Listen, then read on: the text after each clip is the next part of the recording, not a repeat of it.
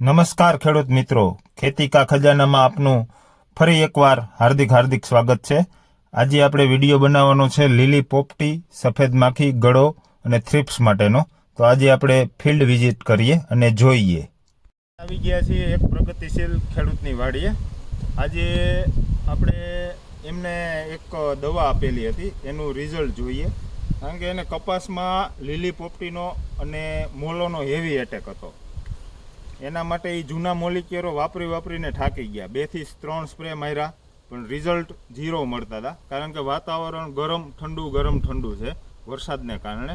પછી આપણે એને એક હેરિકેન નામની દવા આપી અને એક CBZ દવા આપી। એ આપણે આમાં તમે જોઈ શકો છો, 3 દિવસ પહેલાં આમાં રાઉન્ડ માર્યો હતો। તો કેમેરામેન બતાવજો કે અત્યારે આમાં લીલી પોપટીને એવું કાંઈ છે।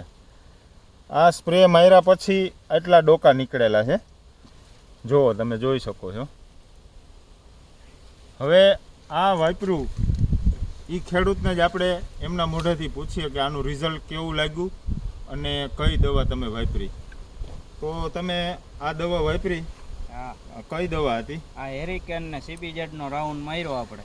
આ આપણે હેરિકેન 25 ml નાખેલું હતું। 25 ml અને આ CBZ 30 ml। 30 ml તો આમાં તમારે તકલીફ શું હતી? મારે આમાં કપાસ આપણે આવીને એટલે જોવો નહોતો ગમતો, મચ્છીનો ને એનો એટેક જ એવડો હતો।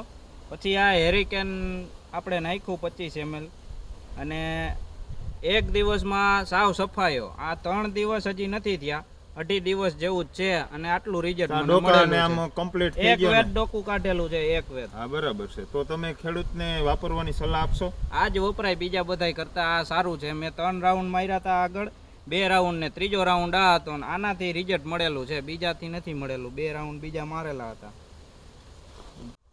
તો આવી જ રીતના અલગ અલગ પાકોના વિડીયો આપણે નેક્સ્ટ વિડીયોમાં જોતા રહેશું। ત્યાં સુધીને અમને વિરામ આપશો। જય હિન્દ, જય ભારત।